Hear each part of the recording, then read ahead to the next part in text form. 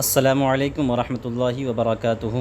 الحمد للہ رب العالمین وبہ نستعین والصلاة والسلام علی سید الانبیاء والمرسلین ومن اتبعہم اجمعین وبعد۔ باب العلم انواریہ ایجوکیشنل سوسائٹی اور جامعہ انواریہ حیدرآباد انڈیا کے زیر اہتمام مشکات المصابیح کے دروس کا سلسلہ جاری ہے۔ یہ دروس خاتون جنت حضرت فاطمہ الزہرا رضی اللہ تعالی عنہ کے نام سے منسوب ہے۔ اللہ رب العزت کی بارگاہ میں دست بدعا ہوں کہ مولا ان دروس کو اپنی بارگاہ میں قبول فرمائے اور مخلوق خدا کے لیے اسے نفع بخش اور فائدہ مند بنائے۔ آج کی حدیث نمبر 20 جو حضرت ابو ہریرہ رضی اللہ تعالی عنہ سے مروی ہے۔ حدیث کے الفاظ ہیں: وعن ابی ہریرہ قال قال رسول اللہ صلی اللہ علیہ وسلم قال اللہ تعالی کذبنی ابن آدم ولم یکن لہ ذلک وشتمنی ولم یکن لہ ذلک۔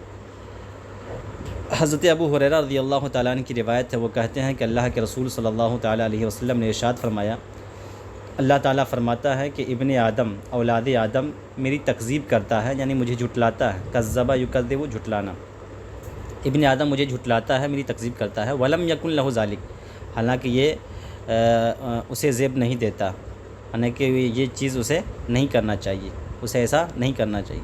وشتمنی، اور وہ مجھے سب و شتم کرتا ہے۔ ولم یکن لہ ذالک، اور یہ چیز بھی اسے زیب نہیں دیتی۔ فاما تکذیبہ ایہ، رہا ابن آدم کا مجھے جھٹلانا، میری تکذیب کرنا، فقولہ، تو اس کا یہ کہنا ہے کہ لن یعیدنی کما بدأنی، کہ اللہ رب العزت مجھے دوبارہ تخلیق نہیں فرمائے گا جیسا کہ اس نے پہلی مرتبہ تخلیق فرمایا، یعنی دوبارہ جو ہے مجھے زندہ نہیں لوٹائے گا، دوبارہ مجھے زندگی نہیں دے گا جیسے اس نے پہلی مرتبہ زندگی عطا کی۔ وَلَيْسَ أَوَّلُ الْخَلْقِ بِأَهْوَنَ عَلَيَّ مِنْ إِعَادَتِهِ، حالانکہ پہلی مرتبہ تخلیق کرنا یہ مجھ پر دوبارہ تخلیق کرنے سے زیادہ آسان نہیں ہے، زیادہ آسان نہیں ہے۔ کیا مطلب اس کا؟ یعنی کہ پہلی مرتبہ تخلیق، دوبارہ تخلیق کرنا مجھ پر زیادہ آسان ہے بنسبت پہلی مرتبہ تخلیق کرنے کے، پہلی مرتبہ پیدا کرنے کے۔ اس کی تفسیر میں، اس کی توضیح میں انشاءاللہ جلدی بتاتا ہوں۔ وَأَمَّا شَتَمُهُ إِيَّايَ، رہا ابن آدم کا مجھے گالی دینا، سب و شتم کرنا، فقولہ، تو اس کا یہ کہنا ہے کہ اتخذ اللہ ولدا، کہ اللہ نے بچہ اختیار فرمایا، یعنی اللہ کی اولاد ہیں، اللہ کے بال بچے ہیں۔ وَأَنَا الْأَحَدُ الصَّمَدُ، حالانکہ میں یکتا اور بے نیاز ہوں۔ الَّذِي لَمْ أَلِدْ وَلَمْ أُولَدْ، نہ میں جنا اور نہ ہی جنا گیا۔ وَلَمْ يَكُنْ لِي كُفُوًا أَحَدٌ، اور نہ ہی میرا کوئی شریک اور ہمسر ہے۔ یہ حدیث حضرت ابو ہریرہ رضی اللہ تعالیٰ عنہ سے مروی ہے۔ ان کے بارے میں آپ اس سے پہلے سماعت کر چکے ہیں کہ آپ کثیر روایہ صحابی ہیں، اور مختصر احوال و کوائف بھی آپ سماعت کر چکے ہیں۔ اس میں کیا ہے کہ نبی دو عالم صلی اللہ تعالیٰ علیہ وسلم نے جو فرمایا کہ اللہ تعالیٰ فرماتا ہے، یعنی یہ حدیث قدسی ہے۔ نبی صلی اللہ تعالیٰ علیہ وسلم کا ارشاد یہ فرمانا کہ اللہ نے فرمایا، تو وہ کیا ہو جاتا ہے؟ حدیث قدسی۔ حدیث قدسی اور جو ہے قرآن میں فرق ہے۔ وہ فرق یہ ہے کہ حدیث قدسی کبھی خواب الہامی میں بھی نازل ہوتا ہے، لیکن قرآن کے لیے حالت بیداری شرط اور ضروری ہے۔ دوسری بات یہ ہے کہ حدیث قدسی میں معانی اللہ رب العزت کے ہوا کرتے ہیں، اور الفاظ نبی دو عالم صلی اللہ تعالیٰ علیہ وسلم کے ہوا کرتے ہیں، لیکن قرآن میں الفاظ اور معانی دونوں اللہ رب العزت کی طرف سے ہوا کرتے ہیں۔ ایسا نہیں ہے کہ معانی صرف اللہ کی طرف سے ہوں اور الفاظ نبی دو عالم صلی اللہ علیہ وسلم اپنی طرف سے پیش فرمائیں۔ قرآن کے لیے دونوں چیزیں شرط ہیں کہ الفاظ بھی ہو اور معانی بھی، دونوں اللہ کی طرف سے ہوں۔ اور حدیث قدسی میں معانی من جانب اللہ ہوا کرتے ہیں اور الفاظ من جانب رسول ہوا کرتے ہیں، یہ دونوں کے درمیان فرق ہے۔ تو یہ حدیث ایک حدیث قدسی ہے۔ نبی دو عالم صلی اللہ علیہ وسلم نے فرمایا کہ اللہ تعالیٰ فرماتا ہے کذبنی ابن آدم، اولاد آدم میری تکذیب کرتا ہے، مجھے جھٹلاتا ہے، جو کہ اسے زیب نہیں دیتا۔ اب یہ ابن آدم جھٹلاتا کیسے ہے، اللہ کی تکذیب کیسے کرتا ہے، تو اس کی وضاحت خود اس میں کی ہے۔ وہ کیا ہے کہ مشرکین عرب کہا کرتے تھے کہ جیسے ہماری تخلیق پہلی ہو گئی ہے، اب دوبارہ ہماری ایسی تخلیق نہیں ہوگی، دوبارہ ہمیں زندگی ایسے نہیں ملے گی، یہ اللہ رب العزت ہمیں عطا نہیں فرمائے گا۔ تو اللہ تعالیٰ کی اس قدرت کا وہ لوگ جو ہے انکار کرتے تھے۔ تو قدرت الہیہ کے انکار کرنا گویا کہ اللہ رب العزت کی تکذیب کرنے کے مترادف ہے۔ اس لیے اللہ نے فرمایا کہ وہ لوگ جو ہے میری تکذیب کرتے ہیں اور یہ سمجھتے ہیں کہ ہم نے پہلی مرتبہ تو پیدا کر دیا لیکن دوبارہ میں پیدا کرنے پہ قادر نہیں ہوں۔ اس طرح کی سوچ رکھنا، اس طرح کا خیال رکھنا اس کا ہمارے حوالے سے گویا ایسا ہی ہے جیسا کہ وہ میری تکذیب کر رہے ہوں، مجھے جھٹلا رہے ہوں، جبکہ میں خود جو ہے اس بات کو بیان کر چکا ہوں کہ میں جیسے پہلے پیدا کرنے پر قادر ہوں ویسے ہی دوبارہ پیدا کرنے پر بھی قادر ہوں۔ وَلَيْسَ أَوَّلُ الْخَلْقِ بِأَهْوَنَ عَلَيَّ مِنْ إِعَادَتِهِ، حالانکہ پہلی مرتبہ تخلیق کرنا دوبارہ تخلیق کرنے سے زیادہ آسان نہیں ہے۔ کیا مطلب؟ اس کا مطلب یہ ہے کہ دوبارہ پیدا کرنا یہ تو آسان ہے بنسبت پہلی مرتبہ پیدا کرنے کے۔ اب یہ ہے کہ اللہ رب العزت کے لیے تو یہ چیز ایسا نہیں ہے کہ کوئی چیز آسان ہو کوئی چیز مشکل ہو، اللہ کی ذات تو اس سے پاک ہے۔ یہ انتساب جو ہے، یہ تمثیل جو ہے بندوں کی طرف نسبت کرتے ہوئے اللہ رب العزت نے ارشاد فرمائی ہے، کیونکہ بندے کے لیے ایسا ہوتا ہے کہ جب وہ پہلی مرتبہ کسی چیز کی تخلیق کرتا ہے، جب پہلی مرتبہ کسی چیز کو بناتا ہے تو وہ اس کے لیے ایک ڈیفیکلٹ ہوا کرتا ہے، بڑا مشکل مرحلہ ہوا کرتا ہے پہلی مرتبہ پیدا کرنا، اور اس کے بعد جب وہ چیز بن جاتی ہے تو دوبارہ اس کو بنانا تھوڑا بالکل آسان ہوا کرتا ہے، ٹھیک ہے۔ تو اللہ رب العزت کا یہ فرمان یہ بندوں کی طرف نسبت کرتے ہوئے ہے، یہ جو ہے اپنی ذات کی طرف نسبت کرتے ہوئے نہیں ہے، ٹھیک ہے۔ اسی طریقے سے وَأَمَّا شَتْمُهُ إِيَّايَ فَقَوْلُهُ اتَّخَذَ اللَّهُ وَلَدًا، رہا بندے خدا کا ابن آدم کا مجھے گالی دینا، مجھ پر سب و شتم کرنا، تو اس کا یہ کہنا ہے کہ اللہ نے اپنے لیے اولاد کو اختیار فرمایا ہے، اللہ کے بھی بال بچے ہیں، اللہ کی بھی اولاد ہے۔ اللہ فرماتا ہے وَأَنَا الْأَحَدُ الصَّمَدُ الَّذِي لَمْ أَلِدْ وَلَمْ أُولَدْ، حالانکہ میں یکتا تنہا ہوں، بے نیاز ہوں، نہ میں جنا اور نہ ہی جنا گیا، وَلَمْ يَكُنْ لِي كُفُوًا أَحَدٌ، اور نہ ہی میرا کوئی شریک و ہمسر ہے۔ اب یہاں پر دیکھ لیجئے کہ اللہ رب العزت کی نہ کوئی اولاد ہے اور نہ ہی اس کے بال بچے ہیں۔ اس حدیث میں ان لوگوں کا رد ہے جو اللہ رب العزت کے لیے اولاد اور بیٹے بیٹیاں ہونے کا اعتقاد رکھا کرتے تھے، جیسے کہ عیسائی لوگ حضرت عیسیٰ علیہ السلام کو اللہ رب العزت کا بیٹا مانتے تھے، ایسے ہی یہودی حضرت عزیر علیہ السلام کو اللہ تعالیٰ کی اولاد مانا کرتے تھے، اور فرشتوں کو اللہ کی بیٹیاں کہا کرتے تھے۔ تو ان لوگوں کا جو ہے اس حدیث پاک میں رد ہے، اور بتایا گیا ہے کہ اللہ کی نہ کوئی اولاد ہے، نہ بیوی ہے، نہ اس کے بال بچے ہیں، نہ بیٹے ہیں اور نہ بیٹیاں ہیں۔ تو اس میں قابل غور بات یہ ہے کہ اللہ کی کوئی اولاد نہیں ہے، ٹھیک ہے۔ اس کی وجہ کیا ہے؟ عام طور پر ایک شبہ اور اعتراض لوگوں کے ذہن میں آتا رہتا ہے کہ اللہ ہے تو اللہ سے پہلے کیا تھا، یا اللہ نے جب کسی چیز کو جانا ہی نہیں تو پھر دنیا میں انسان کا وجود کیسے ہوا؟ اس طرح کے شکوک و شبہات لوگوں کے ذہن میں آتے رہتے ہیں۔ دیکھیں اس چیز کو قرآن نے کلیئر کہہ دیا ہے کہ اللہ وہ ہے، اللہ کی صفت یہ ہے کہ وہ لم یلد ہے اور ولم یولد ہے، نہ اس کو کسی نے جنا ہے اور نہ وہ جو ہے اور نہ وہ کسی کو جنا ہے، یعنی اللہ کو بھی کسی نے پیدا نہیں کیا اور نہ ہی اللہ نے کسی چیز کو پیدا کیا۔ اس کی وجہ کیا ہے کہ اگر اللہ کو کوئی پیدا کرتا تو اللہ کو پیدا کرنے والا بھی کیا ہوتا؟ اللہ ہوتا، چونکہ انسان اگر بچہ جنتا ہے، انسان سے بچہ پیدا ہوتا تو کیا پیدا ہوتا؟ انسان ہی ہوتا ہے۔ شیر سے جو بچہ پیدا ہوگا وہ شیر ہوگا، گیدڑ سے جو بچہ پیدا ہوتا ہے وہ گیدڑ ہوتا ہے، گھوڑے سے جو بچہ پیدا ہوتا ہے وہ گھوڑا ہوتا ہے۔ تو ایسے ہی اگر اللہ کو اگر کوئی شخص جنا ہوتا تو جننے والا بھی کیا ہوتا؟ اللہ ہوتا، چونکہ جنس ایک ہی ہوتی، جن سے اللہ جو ہے جن سے اللہ کو جنتا، تو اس طرح سے اللہ کی ایک کثیر تعداد لازم آتی۔ تو اس سے سمجھ میں آتا ہے کہ اللہ کو کسی نے نہیں جنا، اگر جنتا تو اللہ کو جننے والا بھی کیا ہوتا؟ اللہ ہوتا۔ اور ایسے ہی اللہ نے کسی کو نہیں جنا، اللہ نے کہ نہ کوئی بیٹے اور بیٹیاں، کیوں؟ اگر اللہ سے اگر بیٹے اور بیٹیاں ہوتے تو پھر وہ بیٹے اور بیٹیاں بھی کیا ہوتی؟ اللہ ہوتی، وہ اولاد بھی اللہ ہوتی۔ چونکہ آپ نے دیکھا کہ جانور سے جو بچہ پیدا ہو جانور ہوتا ہے، انسان سے جو بچہ پیدا ہوتا ہے وہ انسان ہوتا ہے۔ تو ایسے اللہ سے جو شے وجود میں آتا، اللہ سے جو بچہ پیدا ہوتا تو معاذ اللہ وہ بھی اللہ ہوتا۔ اس لیے جو ہے عقلی اعتبار سے بھی یہ چیز سمجھ میں آتی ہے کہ اللہ کی ذات ایسی ذات ہے کہ اس کو نہ کسی نے پیدا کیا اور نہ وہ کسی چیز کو، کسی بال بچے کو پیدا کیا ہے۔ ٹھیک ہے، یہ چیز ذہن میں رکھنے کی ہے۔ اب آ جائیں حدیث نمبر 21 پہ۔ وفی روایت عن ابن عباس، اور ابن عباس کی روایت میں، ابن عباس رضی اللہ عنہما، ان کے احوال و کوائف آپ اس سے پہلے سماعت کر چکے ہیں، ہم نے پوری تفصیل کے ساتھ بتایا تھا کہ حضرت ابن عباس رضی اللہ تعالیٰ عنہ کون ہیں۔ وَأَمَّا شَتْمُهُ إِيَّايَ، رہا خلق خدا کا، ابن آدم کا مجھ پر سب و شتم کرنا، مجھے برا بھلا کہنا، مجھے گالی دینا، فقولہ، تو اس کا یہ کہنا ہے کہ لی ولد، میری بھی کوئی اولاد ہے، وسبحانی ان اتخذ صاحبۃ او ولدا، حالانکہ میری ذات پاک ہے کہ میں کوئی بیوی اپنے لیے اختیار کروں یا بچہ اختیار کروں، یعنی نہ میرے پاس بیوی ہے اور نہ ہی میرے لیے کوئی بچے ہیں، نہ میری کوئی اولاد ہے۔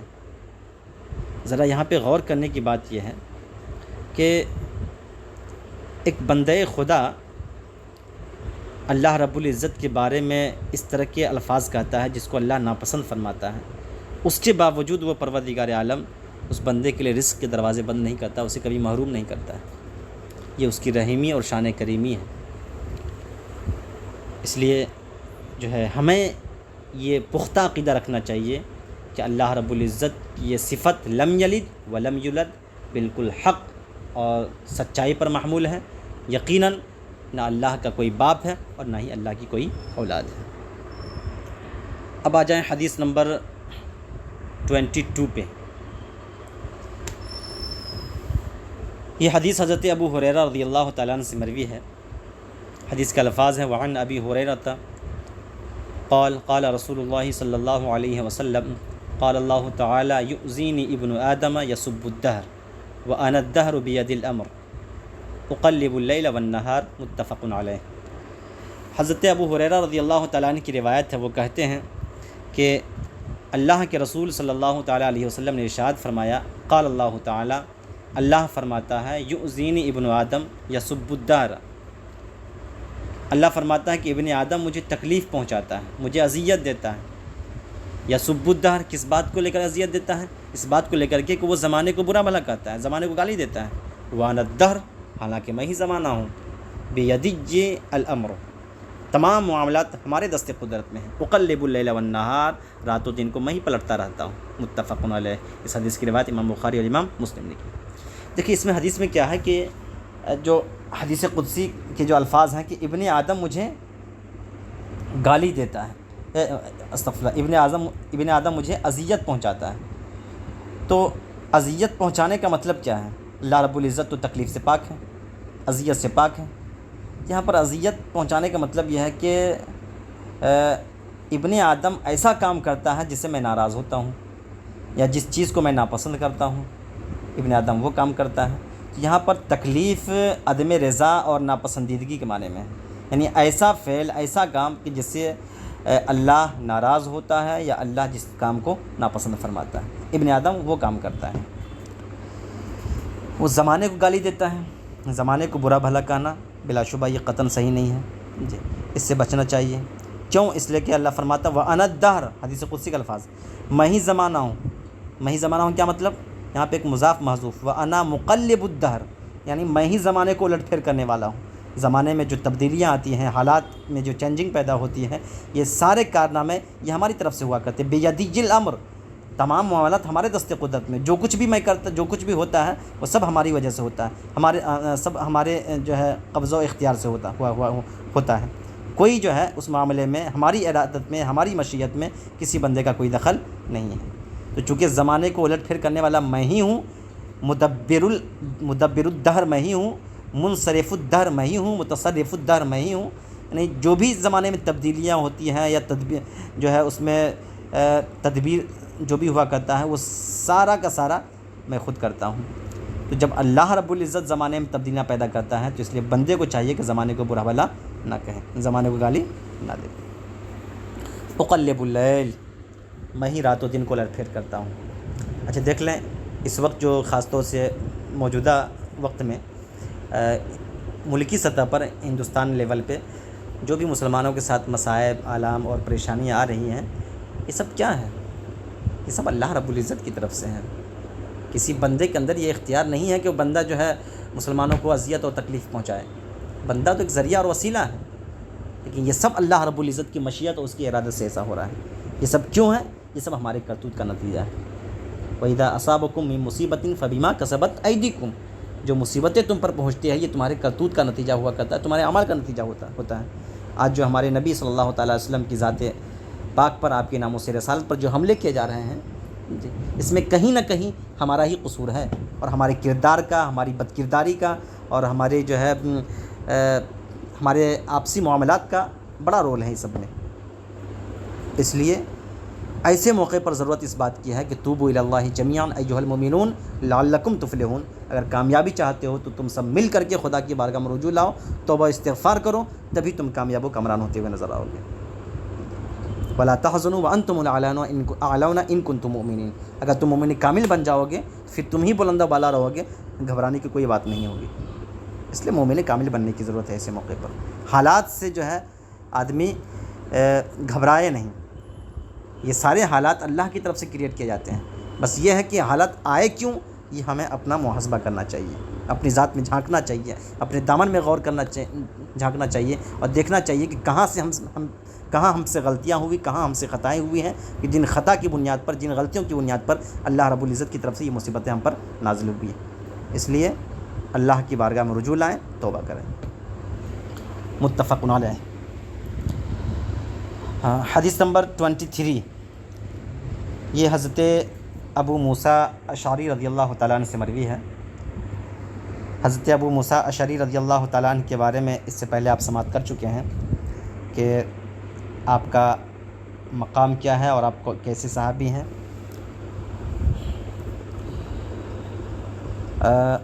حضرت ابو موسیٰ اشعری رضی اللہ تعالیٰ، یہ حدیث کے الفاظ دیکھیں، وعن ابی موسیٰ الاشعری قال قال رسول اللہ صلی اللہ علیہ وسلم ما احد اصبر على اذى يسمعه من الله يدعون له الولد ثم يعافيهم ويرزقهم، متفق علیہ۔ حضرت ابو موسیٰ اشعری رضی اللہ تعالیٰ عنہ سے روایت، وہ کہتے ہیں کہ اللہ کے رسول صلی اللہ تعالیٰ علیہ وسلم نے ارشاد فرمایا کہ تکلیف دہ باتوں کو سن کر اس پر صبر کرنے والا اللہ سے بڑھ کر کوئی نہیں۔ پھر سے دیکھیں، ما احد کوئی نہیں ہے، اصبر زیادہ صبر کرنے والا، علی اذن تکلیف دہ باتوں پر، یسمعہ جسے سنا جائے، من اللہ سے بڑھ کر، یعنی تکلیف دہ باتوں کو سن کر اس پر صبر کرنے والا اللہ سے بڑھ کر کوئی نہیں ہے۔ وہ تکلیف دہ باتیں کیا ہیں؟ یدعون لہ الولد، کہ لوگ اللہ کے لیے اولاد کا دعویٰ کرتے ہیں، ثم یعافیہم، اس کے باوجود اللہ رب العزت انہیں معاف فرما دیتا ہے، ویرزقہم، اور انہیں رزق عطا فرماتا ہے۔ ذرا غور کیجئے کہ اللہ رب العزت اپنے لیے اولاد ہونے کو یہ ناپسند فرماتا ہے، اور جو لوگ بھی اس قسم کا دعویٰ کرتے ہیں اللہ اس سے ناراض ہوتا ہے۔ اس ناراضگی کے باوجود وہ پروردگار عالم اپنے بندوں کو معاف فرما دیتا ہے اور اس کے لیے رزق کے دروازے کھول دیتا ہے۔ ذرا غور کیجیے یہ کس قدر رحیمی اور کریمی ہے اس پروردگار عالم کی۔ اس لیے تو ڈاکٹر اقبال نے ایک موقع پر کہا تھا کہ ان کو ملے حور و قصور اور مومن کو فقط وعدہ حور۔ مطلب یہ ہے کہ یہ ایک شکایت تھی جو بہرحال یہ ان کا اپنا نظریہ تھا، لیکن کہنا یہ ہے کہ اللہ رب العزت کس قدر مہربان ہے، کس قدر جو ہے مشفق ہے اپنے بندوں کے حوالے سے، کہ ایک بندہ اس کی اطاعت نہ کرے، اس کی فرمانبرداری نہ کرے، یہاں تک کہ اس کے حوالے سے ایسی باتیں کرے کہ جس کی وجہ سے وہ ناراض ہوتا ہے، پھر بھی وہ پروردگار اس کے لیے رزق کے دروازے بند نہیں کرتا ہے بلکہ معافی کا پروانہ دیتا ہے۔ کس قدر وہ رحیم و کریم ہے، چونکہ اس کی وجہ یہ ہے کہ خود حدیث پاک میں ہے کہ نبی دو عالم صلی اللہ علیہ وسلم ارشاد فرماتے ہیں الخلق کلہم عیال اللہ، پوری مخلوق اللہ کا کنبہ ہے، اللہ کا پریوار ہے۔ تو جس طریقے سے ایک پریوار کا مکھیا اپنے پریوار والوں کے لیے رحیم و کریم ہوتا ہے، پروردگار عالم اس سے کہیں زیادہ اپنے بندوں کے لیے مہربان اور رفیق و شفیق ہے، اس سے کہیں زیادہ جو ہے اپنے بندوں پر رحم فرمانے والا ہے۔ بلکہ جہاں بندوں کے رحم و کرم کی انتہا ہوتی ہے وہاں اللہ رب العزت کے رحم و کرم کی ابتدا ہوتی ہے۔ اس حدیث کی روایت امام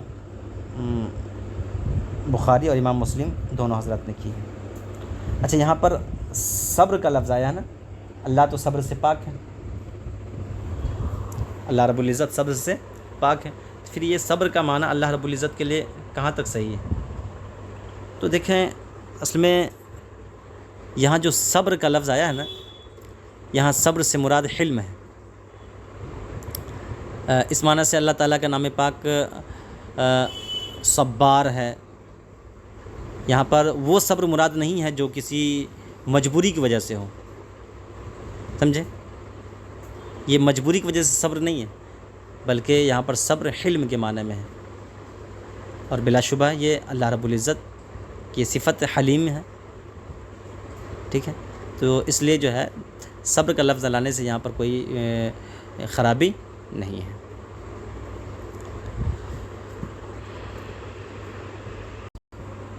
اب حدیث نمبر 24 پہ گفتگو کرتے ہیں۔ یہ حدیث حضرت معاذ رضی اللہ تعالیٰ عنہ سے مروی ہے۔ آپ کا پورا نام حضرت معاذ بن جبل انصاری ہے۔ آپ قبیلہ انصار سے تعلق رکھتے تھے، اور بیعت عقبہ میں جو 70 انصار نبی دو عالم صلی اللہ تعالیٰ علیہ وسلم کے دست مبارک پر بیعت ہوئے، ان میں آپ بھی تھے۔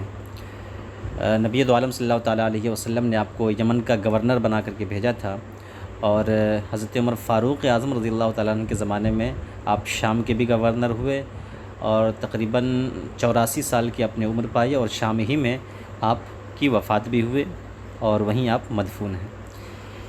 حضرت معاذ بن جبل رضی اللہ تعالیٰ عنہ کی روایت ہے، وہ کہتے ہیں کہ کنت ردف رسول اللہ صلی اللہ علیہ وسلم علی حمار لیس بینی و بینہ الا مؤخرۃ الرحل۔ وہ کہتے ہیں کہ میں رسول کریم صلی اللہ تعالیٰ علیہ وسلم کے پیچھے ایک دراز گوش پر سوار تھا، میرے اور آپ صلی اللہ تعالیٰ علیہ وسلم کے درمیان صرف کجاوے کی لکڑی کا پیچھے کا حصہ تھا، جو جس سے لوگ ٹیک لگاتے ہیں وہی۔ یہ بتانا اس وجہ سے ہے کہ ہم نبی دو عالم صلی اللہ تعالیٰ وسلم کے بالکل قریب تھے، انتہائی قربت اور جو ہے تقرب کو بتانا مقصود ہے کہ ہمارے اور آپ صلی اللہ تعالیٰ وسلم کے درمیان صرف کجاوے کے پیچھے کی لکڑی کا حصہ صرف حائل تھا، ورنہ اور کوئی دوسری چیز حائل نہیں تھی۔ ہم نبی دو عالم صلی اللہ تعالیٰ وسلم سے انتہائی قریب تھے۔ تو آپ نے فرمایا، یا معاذ، اے معاذ، هل تدری ما حق اللہ علی عبادی، اے معاذ کیا تجھے معلوم ہے کہ اللہ کا حق بندے پر کیا ہے؟ وما حق العباد علی اللہ، اور اللہ پر بندے کا حق کیا ہے؟ اللہ کا حق بندے پر کیا ہے اور بندے کا حق اللہ پر کیا ہے؟ قلت، میں نے عرض کیا اللہ و رسول عالم، اللہ اس کے رسول ہی بہتر جانتے ہیں۔ قال، آپ نے فرمایا، فإن حق اللہ علی العباد ان یعبدوہ ولا یشرکوا بہ شیئا، اللہ کا حق بندے پر یہ ہے کہ بندہ اللہ کی عبادت کرے اور اس کے ساتھ کسی کو شریک نہ ٹھہرائیں۔ وحق العباد علی اللہ، اور اللہ پر بندے کا حق یہ ہے کہ اللہ یعذب من لا یشرک بہ شیئا، کہ اللہ رب العزت عذاب نہ دے اس شخص کو جو اللہ کے ساتھ کسی چیز کو شریک نہیں ٹھہراتا۔ یعنی بندے کا حق اللہ پر یہ ہے، بندے کا حق اللہ پر یہ ہے کہ اللہ رب العزت عذاب نہ دے اس شخص کو جو اللہ کے ساتھ کسی چیز کو شریک نہیں ٹھہراتا۔ فقلت، تو میں نے عرض کیا، یا رسول اللہ، افلا ابشر بہ الناس، کیا میں یہ بشارت لوگوں تک نہ پہنچا دوں؟ قال، آپ نے فرمایا، لا تبشرہم فیتکلوا، یہ خوشخبری لوگوں تک نہ پہنچاؤ، فیتکلوا، ورنہ لوگ اسی پر بھروسہ کر بیٹھیں گے۔ متفق علیہ۔ اس حدیث کی روایت امام بخاری اور امام مسلم نے بھی کی ہے۔ یہاں پر اب دیکھیں کہ نبی دو عالم صلی اللہ تعالیٰ علیہ وسلم نے کیا فرمایا کہ بندے کا حق کیا ہوتا ہے اور اللہ کا حق کیا ہوتا ہے، یعنی اللہ کا بندے پر کیا حق ہے اور بندے پر اللہ کا حق کیا ہے، اس کو نبی دو عالم صلی اللہ تعالیٰ علیہ وسلم نے ڈیفائن کیا ہے۔ تو پہلی بات جو نبی نے فرمائی کیا کہ بندے پر اللہ کا حق کیا ہے، وہ یہ ہے کہ بندہ اللہ کی بندگی کرے، اس کی عبادت کرے اور اس کے ساتھ کسی کو شریک نہ ٹھہرائے۔ اور اللہ پر بندے کا حق یہ ہے کہ اللہ رب العزت اس بندے کو عذاب نہ دے جو بندہ اللہ رب العزت کے ساتھ کسی کو شریک نہیں ٹھہراتا۔ تو اس سے یہ سمجھ میں آتا ہے کہ جو مشرک نہیں ہے اللہ اسے عذاب نہیں دے گا، چاہے وہ اس کے اعمال کتنے ہی برے ہوں، لیکن چونکہ ایک اللہ کا حق ہو گیا نا، اللہ کا حق یہ ہے کہ مشرک بندے کو، جو مشرک بندہ ہوگا اسی کو عذاب دے گا، جو مشرک نہیں ہوگا، ایک اللہ کو مانتا ہوگا، موحد ہوگا، تو اللہ اسے عذاب نہ دے۔ یہ تو سمجھ میں آتا ہے، چاہے وہ لاکھ گناہ کرے، لاکھ خطائیں کرے، بدعمالیاں کرے، بد کرداریاں کرے، تو اس کی وجہ سے وہ جہنم میں نہیں جائے گا، یا اس کی وجہ سے وہ عذاب کا مستحق نہیں ہوگا، یہ سمجھ میں آتا ہے، حالانکہ ایسا نہیں ہے۔ اس کا مطلب یہ ہے کہ اللہ عذاب نہیں دے گا اس بندے کو جو اللہ کے ساتھ شرک نہ ٹھہرائے، یہ عذاب دائمی عذاب کے معنی میں ہے، یعنی اللہ رب العزت اس بندے کو ہمیشہ ہمیشہ عذاب میں مبتلا نہیں فرمائے گا جو بندہ اللہ کے ساتھ کسی کو شریک نہیں ٹھہراتا۔ لیکن اس کے برخلاف کوئی شخص ہے جو اللہ کے ساتھ کسی کو شریک ٹھہراتا ہے، جو مشرک ہے، اللہ اسے دائمی عذاب عطا فرمائے گا، یعنی ہمیشگی کے عذاب میں وہ مبتلا ہوگا۔ تو اس سے یہ بھی سمجھ میں آتا ہے کہ جو فرق باطلہ ہیں، جس کے بارے میں نبی دو عالم صلی اللہ تعالیٰ علیہ وسلم نے ارشاد فرمایا ستفترق امتی 70 فرقۃ، میری ایسے ہی کچھ الفاظ ہیں حدیث کے کہ میری امت جو ہے 72 فرقوں میں بٹ جائے گی۔ تو یہاں پر جو ہے ایسا نہیں ہے کہ وہ سب کے سب جو ہے ہمیشہ کے لیے جہنم میں ہوں گے، اس کا مطلب یہ ہے کہ جتنے فرق باطلہ ہیں ان میں سے صرف ایک فرقہ ہی وہ کیا ہے، اہل سنت والجماعت، وہ حق پر ہے، وہ ناجی فرقہ ہے۔ بقیہ جو دیگر فرقے ہیں یہ سب کے سب جہنم میں تو جائیں گے اپنے بد اعتقادی کی وجہ سے، بدعمالی کی وجہ سے، بد اعتقادی کی وجہ سے، لیکن یہ ہے کہ جہنم میں اس کا عذاب دائمی نہیں ہوگا، بلکہ وہ صرف دخول فی النار کے سزاوار ہوں گے، خلود فی النار کے سزاوار نہیں ہوں گے۔ خلود فی النار کی سزا اگر کسی کو ملے گی تو وہ صرف اور صرف مشرکین ہوں گے، ٹھیک ہے۔ یہی بات شیخ عبدالحق محدث دہلوی علیہ رحمۃ و رضوان نے اپنی کتاب مرج البحرین میں بھی کی ہے، اور دیگر کتابوں میں بھی اس چیز کی صراحت ملتی ہے۔ اس حدیث سے بھی یہی سمجھ میں آتا ہے کہ اللہ مشرک بندے کو دائمی عذاب میں مبتلا فرمائے گا، اور جو مشرک نہیں ہے، موحد ہے اور اللہ کی رسالت پہ یقین رکھتا ہے، اگرچہ اس کے اعمال لاکھ برے صحیح، تو وہ اس پر بھی عذاب تو آئے گا، وہ عذاب تو دیا جائے گا، لیکن دائمی عذاب نہیں، بلکہ دخول فی النار ہوگا، جہنم میں داخل ہوگا، پھر اس کے بعد وہاں سے اپنے اعمال کی سزا پانے کے بعد نکال لیا جائے گا۔ فقلت، تو میں نے عرض کیا ہے اللہ کے رسول، افلا ابشر بالناس، کیا میں یہ بشارت لوگوں تک نہ پہنچا دوں؟ آپ نے فرمایا یہ خوشخبری لوگوں تک نہ پہنچا ورنہ لوگ اسی پر بھروسہ کر بیٹھیں گے۔ اس سے یہ سمجھ میں آتا ہے کہ عالم کو چاہیے اور مبلغ کو چاہیے کہ عوام تک ایسی باتیں نہ پہنچائے کہ جس کی وجہ سے عوام جو ہے کے اندر سستی اور کاہلی پیدا ہو جائے، یا عوام کے ذہن و دماغ سے بالکل ماورا وہ باتیں ہوں، ایسی باتیں بھی عوام تک نہ پہنچائی جائیں۔ اس لیے بہت سی باتیں ایسی ہوتی ہیں جو علماء اپنے بیچ رکھتے ہیں، عوام سے اس کو شیئر نہیں کرتے ہیں، یہ تبلیغ کا اصول اور ضابطہ ہے۔ تو اس حدیث پاک سے بھی یہ سمجھ میں آتا ہے کہ عام لوگوں تک ایسی باتیں نہ پہنچائی جائیں۔ ہاں یہ باتیں اگر صالحین تک اور جو ہے نیک افراد تک پہنچتی ہیں تو اس کے لیے ان کے لیے جو ہے کوئی حرج کی بات نہیں ہے۔ حضرت عمر فاروق اعظم یا عثمان غنی رضی اللہ تعالیٰ عنہ کے بارے میں ہے کہ نبی عالم صلی اللہ علیہ وسلم نے فرمایا کہ تم جنتی ہو، تم جو چاہو کرو۔ اب یہ جملہ سننے کے بعد حضرت عثمان غنی یا غالباً حضرت عمر فاروق اعظم رضی اللہ تعالیٰ عنہ کی نیکیوں میں روز بروز اضافہ ہو گیا، مزید نیکیاں کرنا انہوں نے شروع کر دیا۔ تو جنتی ہونے کی خوشخبری پانے کے باوجود بھی نیکیوں میں مزید اضافہ ہو جانا، ایسے لوگوں تک اس طرح کی اگر باتیں پہنچائی جائیں تو پھر کوئی حرج نہیں ہے۔ اس طرح کی کئی مثالیں ہمارے سلف صالحین اور بزرگان اعظام اور صوفیاء اعظام سے منقول ہیں کہ انہیں اگر خوشخبری ملی تو ان کی نیکیوں میں اور اضافہ ہو گیا۔ تو عوام تک یہ باتیں نہ پہنچائی جائیں، یہ تبلیغ کے اصول میں سے ہیں۔ اس حدیث کی مزید باتیں نیچے کی حدیث میں ہے، اس کو مکمل سماعت کر لیں۔ حدیث نمبر 25، یہ حدیث حضرت انس بن مالک رضی اللہ تعالیٰ عنہ سے مروی ہے، ان کے حوالہ آپ سماعت کر چکے ہیں۔ وعن انس رضی اللہ عنہ ان النبی صلی اللہ علیہ وسلم و معاذ ردیفہ علی الرحل کہ نبی کریم صلی اللہ تعالیٰ علیہ وسلم اور معاذ، حضرت معاذ آپ صلی اللہ تعالیٰ علیہ وسلم کے پیچھے کجاوے پر تھے، کجاوے پر آپ کے پیچھے تھے۔ ردیف کہتے ہیں اس شخص کو جو کسی کے پیچھے ہو۔ اچھا، اس سے یہ بھی سمجھ میں آتا ہے کہ ایک ہی سواری پر حضرت معاذ بھی تھے اور پیغمبر اسلام صلی اللہ تعالیٰ علیہ وسلم بھی تھے، جبکہ حدیث میں آیا ہے کہ سواری پر زیادہ بوجھ نہ ڈالو، ہے نا، ایک کے بجائے دو آدمی نہ بیٹھو، اس طرح کے کچھ الفاظ ہیں۔ اب ظاہر سی بات ہے کہ ایسی صورت میں جانور کے اوپر تو زیادہ بوجھ ڈالنا ہو گیا نا۔ تو اس کا جواب یہ ہے کہ یہ حکم اس جانور کے لیے ہے جو انتہائی لاغر ہو، کمزور ہو۔ کمزور جانور پر زیادہ بوجھ نہ لادا جائے، اور اگر جانور تندرست ہو تو پھر بلا شبہ اس پر ایک کے بجائے دو سواری بیٹھ سکتے ہیں۔ حضرت معاذ حضور صلی اللہ علیہ وسلم کے پیچھے کجاوے پر تھے۔ قال، آپ نے فرمایا یا معاذ، اے معاذ۔ قال، حضرت معاذ کہتے ہیں لبیک یا رسول اللہ وسعدیک، اے اللہ کے رسول میں حاضر ہوں، حاضر خدمت ہوں۔ لبیک یہ الب لکا البابن کا مخفف ہے۔ لبیک یا رسول اللہ وسعدیک، اے اللہ کے رسول میں حاضر ہوں۔ قال، پھر نبی نے فرمایا یا معاذ، اے معاذ۔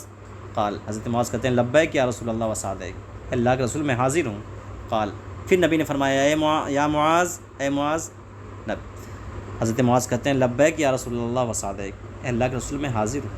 انتہائی قریب تھے حضرت معاذ، پھر بھی نبی دو عالم صلی اللہ تعالیٰ علیہ وسلم نے 3 مرتبہ یہ جملہ ارشاد فرمایا۔ اس کی وجہ یہ ہے کہ جب آدمی کو بار بار خطاب کیا جائے تو ایسی صورت میں وہ سننے کا ایک شوق پیدا ہو جاتا ہے کہ اب کہنے والا کیا کہنا چاہ رہا ہے، ذرا اس کو غور سے سنا جائے۔ تو 3 مرتبہ مخاطب کرنے کے بعد تب نبی دو عالم صلی اللہ تعالیٰ وسلم نے اپنی بات ارشاد فرمائی۔ یہ اس وجہ سے 3 مرتبہ خطاب کیا گیا تاکہ سننے کی رغبت، شوق اور ایک جذبہ پیدا ہو جائے، ٹھیک ہے۔ ثلاثاً 3 مرتبہ نبی نے فرمایا یا معاذ، یا معاذ۔ قال، راوی کہتے ہیں کہ قال نبی کریم صلی اللہ تعالیٰ وسلم نے ارشاد فرمایا ما من احد یشہد ان لا الہ الا اللہ وان محمدا رسول اللہ صدقا من قلبہ الا حرمہ اللہ علی النار۔ نبی فرماتے ہیں کہ جو کوئی شخص، ما من احد، جو کوئی شخص یشہد، اس بات کی شہادت دے کہ اللہ کے سوا کوئی معبود نہیں اور حضرت محمد صلی اللہ تعالیٰ علیہ وسلم اللہ کے رسول ہیں، صدقا من قلبہ، اپنے دل کی سچائی کے ساتھ، تصدیق قلبی کے ساتھ، منافقت کے ساتھ نہیں، تصدیق قلبی کے ساتھ اگر شہادت دے، الا حرمہ علی النار، تو اللہ رب العزت اس پر جہنم کی آگ کو حرام فرما دے گا، ٹھیک ہے۔ اس کا ترجمہ یوں بھی کر سکتے ہیں، کوئی شخص اس بات کی شہادت نہیں دیتا ہے کہ اللہ کے سوا کوئی معبود نہیں اور محمد صلی اللہ تعالیٰ وسلم اس کے رسول ہیں تصدیق قلبی کے ساتھ، مگر یہ ہے کہ اللہ رب العزت اس پر جہنم کی آگ حرام فرما دے گا۔ تو اگر مگر کا ترجمہ چھوڑ کر کے ڈائریکٹ یوں ترجمہ کیجئے کہ جو کوئی شخص اس بات کی شہادت دے کہ اللہ کے سوا کوئی معبود نہیں اور محمد صلی اللہ تعالیٰ وسلم اللہ کے رسول ہیں اور تصدیق قلبی کے ساتھ اس کی شہادت دے، تو اللہ رب العزت اس پر جہنم کی آگ کو حرام فرما دے گا۔ قال، یا رسول اللہ، حضرت معاذ کہتے ہیں اے اللہ کے رسول، افلا اخبر بہ الناس، کیا میں یہ خبر لوگوں تک نہ پہنچا دوں، فیستبشروا، تاکہ وہ خوش ہو جائیں۔ قال، آپ نے فرمایا اذا یتکلوا، تب تو وہ اسی پر تکیہ کر لیں گے، اسی پر بھروسہ کر بیٹھیں گے کہ بھائی کلمہ شہادت پڑھ لی، اب تو جنت میں جائیں گے ہی، آگ سے بچ ہی جائیں گے، جہنم سے بچ جائیں گے، اس لیے جو ہے اس پر لوگ بھروسہ کر لیں گے، یہ باتیں لوگوں تک نہ پہنچاؤ، یہ بڑی مصلحت تھی۔ فاخبر بها معاذ عند موته تأثما، پھر حضرت معاذ نے یہ خبر اپنی موت کے وقت لوگوں کو بتائی، تأثما، گناہ کے خوف سے۔ اچھا، پہلے بات پہ غور کیجئے کہ نبی دو عالم صلی اللہ تعالیٰ وسلم نے یہ فرمانا کہ جو تصدیق قلبی کے ساتھ کلمہ شہادت کے اقرار کر لے تو اللہ رب العزت اس پر جہنم کی آگ کو حرام فرما دے گا۔ کیا مطلب اس کا؟ وہی مطلب ہے کہ جہنم کی آگ جو ہے دائمی طور پر اس کے لیے حرام فرما دے گا اور عارضی طور پر جہنم کی آگ حرام نہیں فرمائے گا، اس لیے کہ اگر کلمہ شہادت کے اقرار کے بعد اگر اس کے اعمال اچھے نہیں ہیں تو بلا شبہ وہ جہنم میں جائے گا، اس کے بعد جو ہے پھر دخول نار کے بعد اپنے اعمال کی سزا پالے گا، پھر جہنم سے نکال لیا جائے گا۔ دائمی طور پر جہنم کی آگ حرام کر دیا جائے گا اس شخص کے لیے جو کلمہ شہادت کا اقرار کرتا ہے، یعنی ہمیشہ وہ جہنم میں نہیں رہے گا، ہمیشہ کے لیے جہنم کی آگ اس پر کیا ہو جائے گی؟ حرام ہو جائے گی، ہمیشگی کی آگ اس پر حرام ہو جائے گی۔ اچھا، نبی دو عالم نے منع فرما دیا کہ یہ خوشخبری لوگوں تک نہ پہنچاؤ، یہ اسی مصلحت کے پیش نظر ہے جو ہم نے اس سے پہلے بیان کیا۔ پھر بھی اس کے باوجود بھی حضرت معاذ نے موت کے وقت یہ خبر لوگوں تک پہنچا دی، گناہ کے خوف سے۔ کیوں؟ کیا مطلب اس کا؟ اس لیے کہ حدیث پاک میں ہے من کتم علما الجم بلجام النار، جو کسی علم کو چھپائے تو اسے جہنم کا انگارہ پہنایا جائے گا۔ تو ظاہر سی بات ہے کہ یہ حدیث حضرت معاذ بن جبل کی پیش نظر رہی ہوگی، اسی وجہ سے انہوں نے سوچا کہ کہیں ایسا نہ ہو کہ یہ باتیں میں لوگوں سے شیئر نہ کروں تو کتمان علم کا میں مجرم ہو جاؤں، اس سے بچنے کے خوف سے انہوں نے لوگوں تک یہ بات پہنچا دی۔ اب سوال یہ پیدا ہوتا ہے کہ پھر نبی دو عالم صلی اللہ تعالی وسلم نے تو منع فرمایا، تو قول رسول کی تو مخالفت ہوئی۔ اس کا جواب یہ ہے کہ جس وقت نبی دو عالم صلی اللہ تعالی وسلم نے ارشاد فرمایا تھا اس وقت ممکن ہے کہ کتمان علم والی حدیث نہ آئی ہو، یا یہ ہے کہ اگر ہو بھی تو یہ حکم صرف اس زمانے کے لوگوں سے تھا جس زمانے میں لوگ ابتداءً مذہب اسلام کو قبول کیے تھے۔ اگر اس زمانے میں لوگوں تک یہ باتیں پہنچا دی جاتی تو پھر وہ اعمال سے بے نیاز ہو جاتی۔ لیکن جب لوگوں میں اسلام کی سربلندی اور اسلام کی محبت جاگزی ہو گئی، تب حضرت معاذ بن جبل نے یہ روایت لوگوں سے بیان کرنے میں کوئی حرج محسوس نہیں کیا، گویا کہ حضرت معاذ بن جبل کی یہ ایک اجتہاد ہے، جو اجتہاد مبنی پر حق ہے۔ متفق علیہ، اس حدیث کی روایت امام بخاری اور امام مسلم نے کی ہے۔